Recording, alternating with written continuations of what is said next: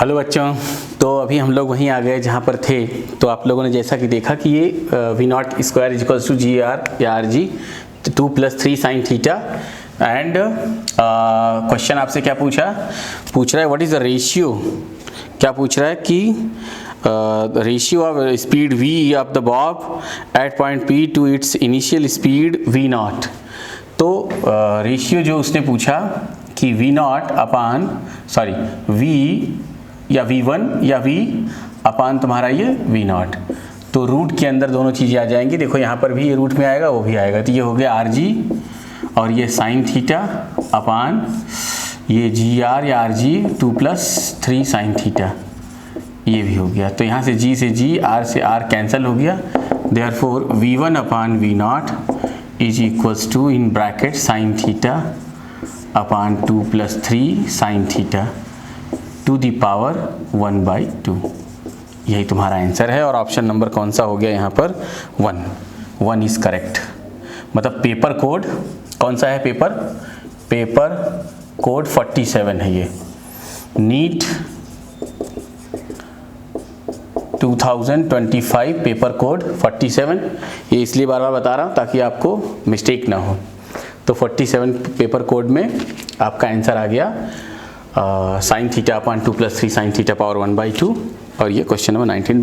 बच्चों क्या होता है कि जो ये पेपर के जो सलूशन बनाए जाते हैं, जो भी टीचर पेपर का सलूशन बनाता है, जैसे कोटा राजस्थान में अभी मैंने थोड़ी देर पहले बोला आपको, तो कोटा राजस्थान में लोग पेपर का सलूशन इसलिए बनाते हैं, वो अपने आप को प्रूव करते हैं कि मैं इसके लायक हूँ, इसको पढ़ाने के लायक हूँ, इसलिए कोई पेपर का सलूशन बनाता है। तो इसीलिए जो है मैंने यहाँ पर ये अभियान चालू किया था जलगांव में कि मैं भी हमेशा जो है ये पेपर का सलूशन बना करके आप लोगों को प्रोवाइड करूँगा। तो बाकी फ़ैसला आपके ऊपर है, आप क्या सोचते हो कि जो पेपर का सलूशन बना कर दे रहा है कोटा, राजस्थान, दिल्ली, मुंबई, पूना, कहीं भी जो अच्छे अच्छे कोचिंग इंस्टीट्यूट हैं, सब लोग अपना सलूशन बना करके जो है इंटरनेट पे अपलोड करते हैं। वैसा मैं जलगांव में रह के करता हूँ जो है। तो चॉइस इज़ योर, आपको कैसा टीचर चाहिए जो कोटा, राजस्थान, मुंबई में पढ़ा कर आया हो। मतलब मैंने कोटा पढ़ाया, ये दिल्ली में पढ़ाया, पुणे में पढ़ाया, अभी मैं जलगांव में हूँ। तो इसलिए मेरी हैबिट और आदत उसी की जैसी है, इसलिए मैं सॉल्व करके हमेशा डालता था। लेकिन अभी लगा कि पेपर बहुत हार्ड है, तो इसलिए मैं आया और केवल हार्ड क्वेश्चन पर ही डिस्कस कर रहा हूँ। जो क्वेश्चन आपके एनसीईआरटी की बुक में है उस पर कोई डिस्कशन नहीं। लेकिन ये बात फिक्स है कि अभी जो सिंपल साधारण टीचर हैं उनसे नीट नहीं हो पाएगा, जो है उनके पढ़ाने से नीट नहीं होगा। आपको अच्छे टीचर चूज़ करने ही पड़ेंगे। तो बच्चों ये हो गया आपका, ये क्वेश्चन हो गया।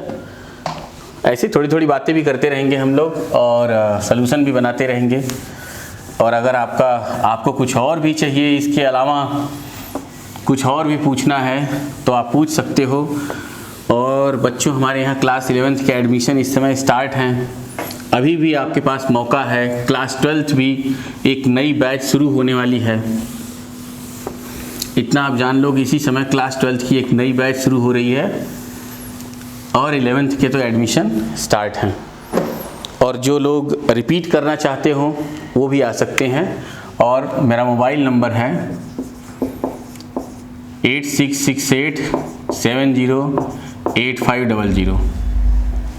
ओके, ये कांटेक्ट नंबर है, इस पर आप फ़ोन करो, कांटेक्ट करो और टाइम अपना बुक करो कि कब मिलना है सर से। जो है कब मिलना है वो आपको जो है पता चल जाएगा, बताने वाला बताएगा कि कितने बजे सर फ्री रहेंगे। आप टाइम बुक करो, मिलो और अपना एडमिशन लो और टॉप करो।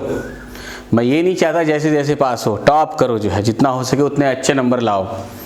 और मैं तो कहता हूँ कि AIR 1 लाओ, क्योंकि प्रिपरेशन तो मैं आपकी पूरी हाई लेवल पे करा रहा हूँ, तो आप उम्मीद वैसा ही रखो। तो यहाँ पर अभी क्वेश्चन नंबर कौन सा आ गया? ये 20 में जो है ये डायोड के क्वेश्चन है।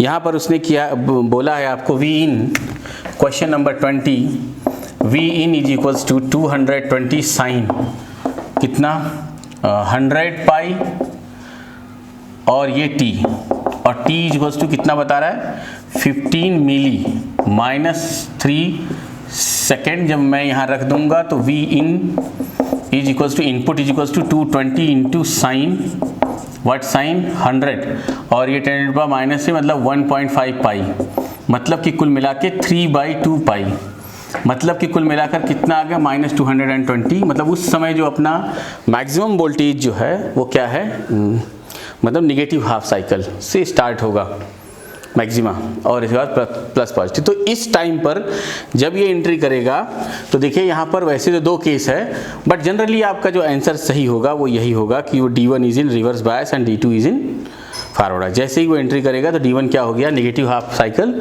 तो D1 रिवर्स बायस में और D2 फॉरवर्ड बायस में हो जाएगा। और डायग्राम आपकी पेपर में दिया हुआ है, आप देख लेना।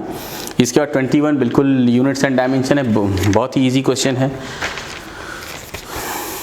इसके बाद जो है ये क्वेश्चन नंबर, ये बहुत अच्छा सवाल है जो है, कह रहा है कि माइक्रोस्कोप, ये जो क्वेश्चन है 22 में जो कह रहा है ये, तो 22 में जो बता रहा है वो क्या हो जाएगा कि माइक्रोस्कोप हैज़ एन ऑब्जेक्टिव। मैं आपको बताऊं, ये जो केस दिया है, objective of focal length 2 centimetre, eye piece of focal length 4 centimetre and the tube length is 40 centimetre if the distance of the distinct vision of the eye is इतना, the magnification of the microscope. तो बहुत ही सरल सवाल है। Magnification of the magnification is equals to क्या हो जाएगा, ये L into D by, actually ये केस होता है, आप जब जहाँ पढ़ते हो वहाँ पर जाओगे तो डायरेक्ट आपको ये केस मिल जाएगा।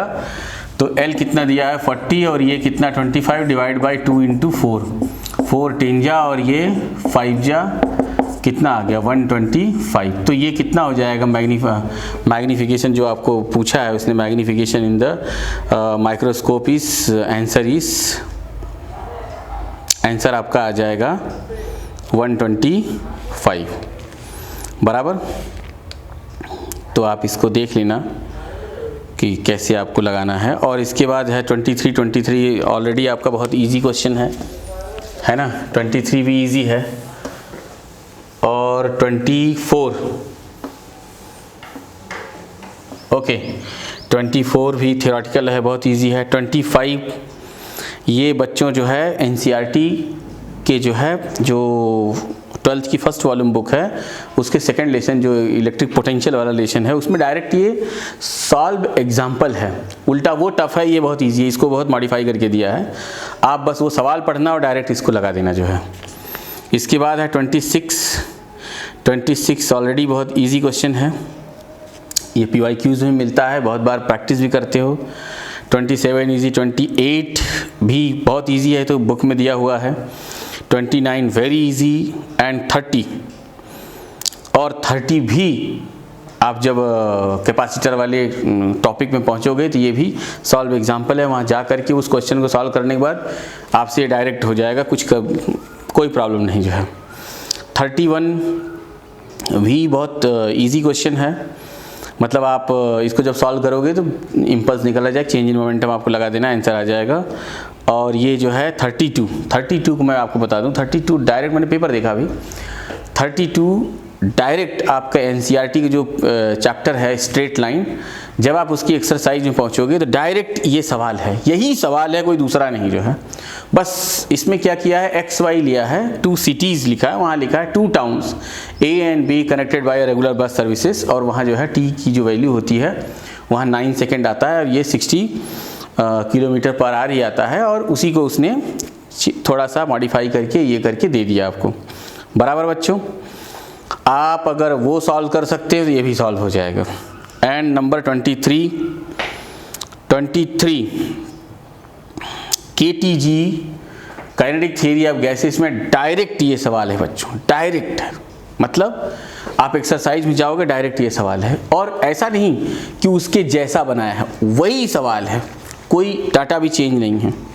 अगर आपको वो सॉल्व करने आता है तो ये 100% आएगा। एंड नंबर 34 थोड़ा कैसा आपको ऐसा लग रहा होगा, बट ये बहुत सरल है, इतना अगर आप तैयारी कर रहे हो तो आपके लिए ये 34 जैसे सवाल बहुत इजी माने जाते हैं। और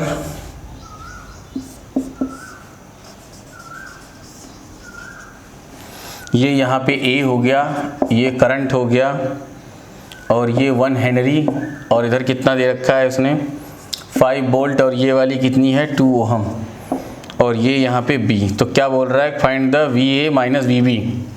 I की वैल्यू उसने कितनी दे रखी है 2 एम्पियर, हमें बता रखा है जो है 2 ampere, and is increasing at a rate of 1 ampere per second, increasing rate उसका करंट की। तो क्या बताया हमें, ये हो गया VA minus L into DI/dt, ये लो आ भी गया, और माइनस एग्जिट होंगे इधर -5 माइनस कितना, हमारे चलने की डायरेक्शन करंट डायरेक्शन सेम, तो ये कितना हो जाएगा -2 इंटू 2 कितना हो गया 4 इज इक्वल्स टू ये कितना VB। Therefore VA minus VB is equals to बाकी सब कुछ उधर 5 and 9, L की वैल्यू कितना 1 हेनरी, और ये रेट ऑफ चेंज ऑफ कितना दे रखा है उसने, DI/dt की वैल्यू खुद ही बताया 1 एम्पियर पर सेकेंड।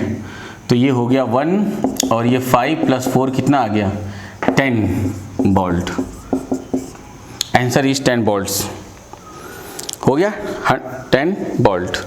और इसके बाद है 35 भी बहुत अच्छा क्वेश्चन है। अगर आप 35 को देखें तो 35 नंबर क्या बताता है आपका, मतलब ये जो 34 था उसका कौन सा ऑप्शन फर्स्ट ही करेक्ट है। आप देखें अगर इसको तो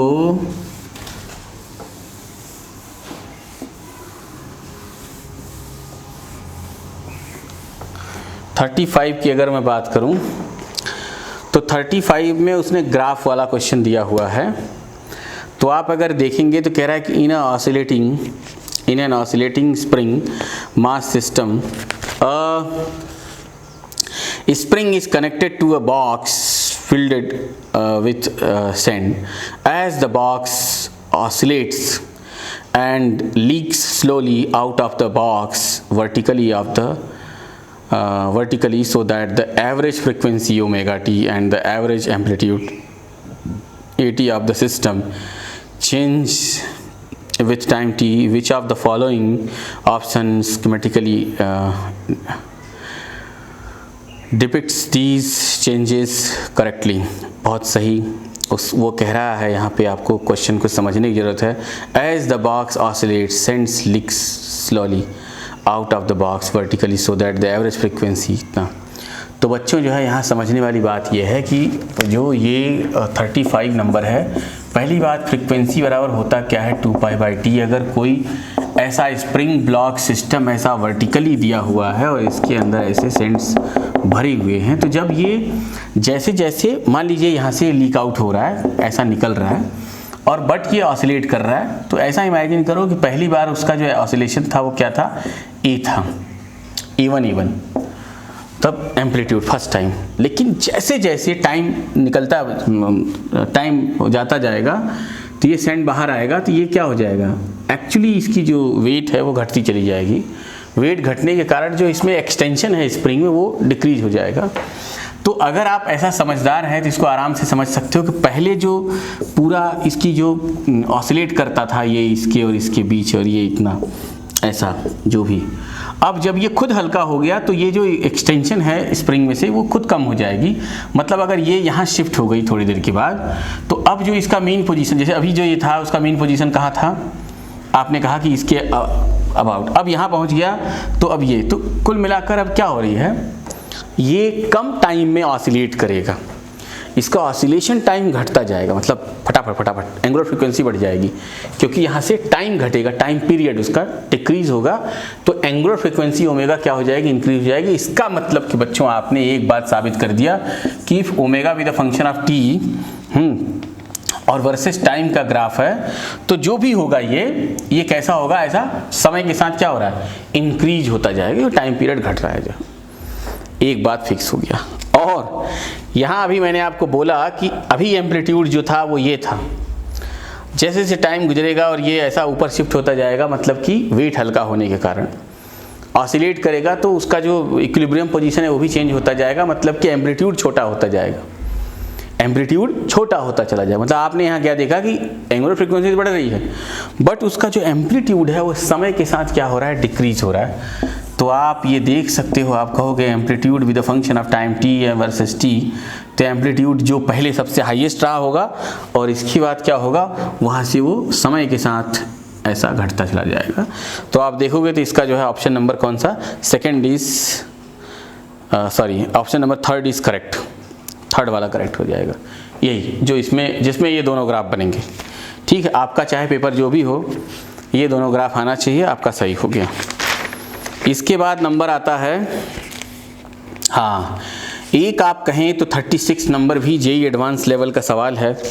हाँ मतलब है इसमें दम है इस क्वेश्चन में। तो जिसकी अच्छी खासी रीडिंग है, रीडिंग हैबिट जिसकी बहुत अच्छी है, तो एनसीईआरटी की, कुछ अच्छे रेसनिक हेलिडे की, वो इस क्वेश्चन को बहुत आसानी से सॉल्व कर देगा, बशर्ते आपकी रीडिंग हैबिट अच्छी होनी चाहिए। बच्चों, जिस तरीके से एक टीचर अपने आप को हर साल प्रूव करता है, पेपर का सलूशन बनाता है, वही चीज़ आपके ऊपर भी एक जिम्मेदारी होती है कि आप वीडियो में डिस्ट्रैक्ट ना हो करके जिस टीचर से आप पढ़ रहे हो उसके ऊपर भरोसा और विश्वास करते हुए, मेहनत करते हुए बुक को जितनी बार हो सके 20-30 बार 2 सालों में जितनी बार हो सके उतनी बार पढ़ो, एक एक लाइन समझो और उसके डाउट क्लियर करो, आप कभी भी फेल नहीं होगे। और अगर आप इन सब चीज़ों से हट करके कोई भी दूसरा काम करते हो तो फिर समझ लो कि वो सारी चीज़ें फिर आप पे डिपेंड है। अब वो समय बताएगा कि अब क्या होगा। अगर आप बहुत जीनियस हो तो हो सकता है एनी हाउ आप पार हो जाओ, और अगर आप एवरेज हो तो उस समय आपसे सॉल्व नहीं होगा, बाहर आकर के आपसे वो सब हो जाएगा। और अगर आप एवरेज के भी नीचे हो तब आप कल्पना भी मत करो कि आपसे कुछ होने वाला है, तब आप इतने नीचे जाओगे कि उधर जो है वो रेंज पे सिलेक्शन होता ही नहीं। तो बच्चों यहाँ पर जो है 36 नंबर को मैंने बहुत अच्छा क्वेश्चन समझा है ना। हालांकि इससे भी अच्छा एक सवाल और है, लेकिन ये भी एक अच्छा क्वेश्चन है 36 में। इसमें कहता है, क्वेश्चन में कह रहा है कि a model for quantised motion of an electron in an uniform magnetic field B states that the flux passing through the orbit of the electron is n times of h upon e, where n is the integer and h is Planck constant and e is the magnitude of electron's charge. According to the model, the magnetic moment of an electron in its lowest energy state, lowest energy state मतलब बच्चों n is equals to 1, energy state will be m is the mass of the electron. बहुत अच्छा। तो अगर कोई एक electron जो है जो क्या कर रहा है, जो है कह रहा है क्या है, quantized motion of electron in an uniform magnetic field, ठीक, तो उसका बता रहा है कि उसका जो फ्लक्स है, flux phi is equals to क्या होता है, b into A is equals to, इस बात को वो बता रहा है n into H upon E. और एक बात उसने क्लियर कर दिया कि लोवेस्ट एनर्जी स्टेट तो n बराबर 1, therefore b into A is equals to क्या हो गया, n की जो वैल्यू थी n की वैल्यू 1 हो गई, तो h अपान क्या हो गया e। ये एक उसने गिवन है, ये दिया हुआ है। इसके बाद क्या कहता है, अब कह रहा है according to the model the, अच्छा अब अगर ये इस तरह से रिवॉल्व कर रहा है न्यूक्लियस के अबाउट वो इलेक्ट्रॉन, तो यहाँ से बोहर्स मॉडल के according 2 pi r is equals to, अगर आप बुक रीडर हो तो n इंटू लैम्डा हो जाएगा।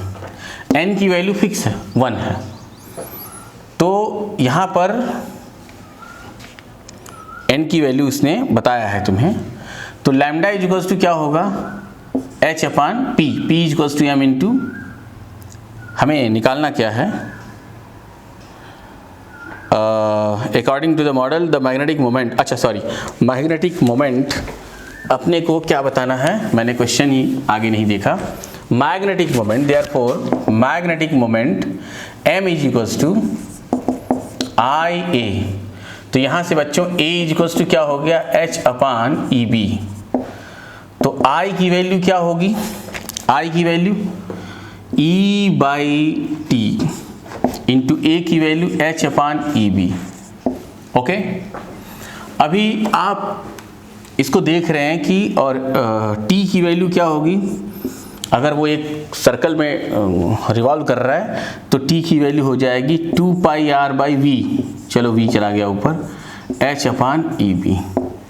ओके बच्चों, अब आप देख रहे हो कि ई वी और वो किसी मैग्नेटिक फील्ड में घूम रहा है, तो 2 पाई आर की वैल्यू क्या होती थी, M V upon Q B, तो क्यू की जगह क्या है E B, okay, into H upon E B.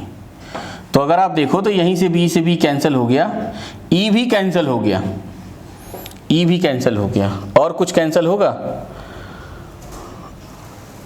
बाकी आंसर हो गया एच इंटू ई, अच्छा वी भी कैंसिल हो गया। तो ये जो आपका magnetic moment m is equals to E into H upon 2 pi M. तो आप देख रहे हैं अगर आपका ऑप्शन ये मैच हो रहा है तो ये करेक्ट है, ये है ऑप्शन नंबर 3, h इंटू ई अपान 2 पाई एम। आपका डायरेक्ट ये बहुत अच्छा सवाल है, ये जेईई एडवांस में भी आ सकता है। मतलब ये जो द लॉ बेस्ड क्वेश्चन होते हैं, है ना, हाइपोथेसिस या इन सब पे, तो ये सब कहाँ आ जाएंगे, क्या होगा, इनका कुछ पता नहीं। ये बहुत इजी भी होते हैं और इनको आप बहुत हार्ड भी पकड़ सकते हो अगर आपको नहीं आता, और आता है तो इनकी वैल्यू बहुत बड़ी होती है, इसलिए ये लोग हर जगह आते हैं।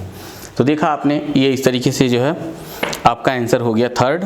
अगर आपका पेपर है 40, पेपर कोड 47, तो option number 3rd is correct. Okay, तो ये 36 भी बहुत अच्छा क्वेश्चन था।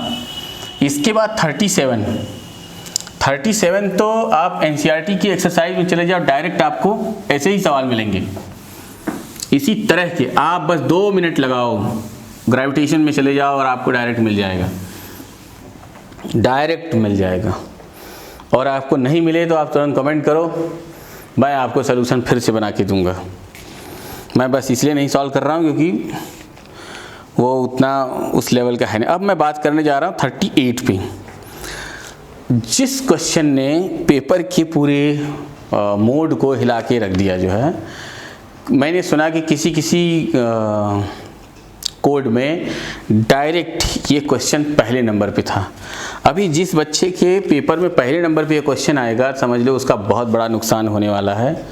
मतलब उसके 10 से 15 मिनट निकल जाएंगे, वो सोचेगा कि वो निकाल लेगा, मगर वो उससे होने वाला नहीं है।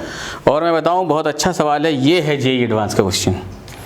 दिस इज 38 बच्चों, क्वेश्चन नंबर 38, पेपर कोड 47। यहाँ पर वो देता है ना, यहाँ पर देता है कि एक ऐसा है और ये इस तरीके से यहाँ x = L है बच्चों, और यहाँ उसने ऐसा इसका हॉरिजेंटल से एंगल बता रखा है कि दिस एंगल इज व्हाट, θ0, ठीक है। Then this is y axis and this is x axis and this is z axis बराबर। कह रहा है consider water tank shown in the figure. If figure it has one wall at x = L and can be taken to be very wide in the z direction, okay, when filled with a liquid of surface tension S and density rho, the liquid surface makes an angle θ0, okay, θ0, and θ0 is less than 1 with the x axis at x = L. If y with the function of x is the height of the surface, then the equation for y with the function of x is, okay। अब आप यहाँ से जो question आप देख रहे हैं, तो ये क्वेश्चन बच्चों, अगर ये टैंक में आप जैसा देख रहे हैं, समझ रहे हैं इसको, तो टैंक में जब आप इसको देखेंगे तो ये जो शेप बनकर आएगी एंड पॉइंट पर इस तरीके से, ये थोड़ी सिलेंड्रिकल टाइप की शेप बनेगी। और अगर ये सिलेंड्रिकल शेप है तो for a cylindrical shape T/R, R मतलब उसका रेडियस ऑफ कर्वेचर, वो जो कर्वेचर बन रहा है ना जो है, उस कर्वेचर की जो रेडियस है ना, यहाँ पर अगर प्रेशर, एटमॉस्फेरिक प्रेशर P0, तो ये हर पॉइंट पर यहाँ प्रेशर क्या होगा, ये सेम लेवल में same pressure P not P not P not P not P not. तो पहले आप इसका मेथड फर्स्ट देखो, मैंने इस सवाल को बहुत ध्यान से देखा। पहला मेथड देखो, T by R equals to क्या हो जाएगा, रो जी वाई हो गया। तो पहला काम हम लोग करते हैं, सरफेस टेंशन यहाँ इसने एस लिया है तो आप भी एस ले लो, एस ये सिलेंड्रिकल के लिए, अगर स्फेरिकल होता तो 2t बाई आर।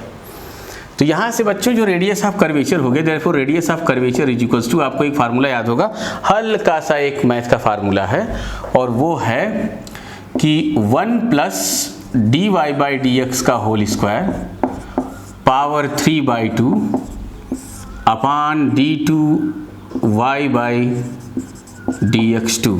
ओके, तो यहाँ जो स्लोप है, यहाँ पर क्वेश्चन में बोल रहा है, जो है कह रहा है कि take theta be the function of x is equals to sine theta be the function of x is equals to tan theta be the function of x is equals to dy by dx। अगर dy by dx is equals to tan theta तो 1 plus tan theta, tan का square power 3/2 by d2y by dx2 is equals to r। तो यहाँ से बच्चों आप जो देख रहे हो, और since theta is less than क्या है, 1 है, इसका मतलब थीटा की वैल्यू बहुत छोटी है। तो tan में बहुत छोटी वैल्यू अगर हो जाए तो हम लोग उसको क्या कंसीडर कर लेते हैं, मतलब जो अगर इसकी वैल्यू बहुत छोटी हो जाए तो हम लोग इसको 0 के आसपास कंसीडर कर लेंगे। तो ये 0 हो गया, तो यहाँ से ये बन गया 1 अपान d2y बाई dx2, तो r बराबर, देयरफॉर आप कह सकते हो d2y by dx2 is equals to 1 by r। तो यहाँ पर जो ये अपना फार्मूला आया है इक्वेशन नंबर 1 में, यहाँ पर अगर आप इसको रख दें तो s into 1 by R, 1 by R की वैल्यू क्या हो गई, यही d2y by dx2 is equals to rho G Y और d2y by dx2 is equals to rho G upon S into Y. आप देख रहे हैं जो आपका ऑप्शन अगर यहाँ पे कहीं दिख रहा है तो d2y by dx2 is rho G upon S into Y, मतलब कि पेपर कोड 47 वाले का ऑप्शन नंबर 3 इज करेक्ट। तो कौन सा करेक्ट होगा, 3rd। ये हो गया आपका कौन सा, ये हो गया एक मेथड हो गया। अगर आप इसे नोट करना चाहें तो प्लीज़ आप इसे नोट भी कर सकते हो, कोई प्रॉब्लम नहीं है। अब आप अगर इसे नोट करना चाहें, जो बच्चे तैयारी करना चाहते हो या कर रहे हो, अगर इसके सलूशन को आप नोट करना चाहते हो तो प्लीज़ आप और क्वेश्चन करो ना करो, लेकिन इसे ज़रूर करो कि ये हुआ कैसे। और ये जो s बाई आर लिखा है ये किसके लिए है, सिलेंड्रिकल सरफेस के लिए s by R equals to rho G Y होता है। ओके बच्चों, फास्ट।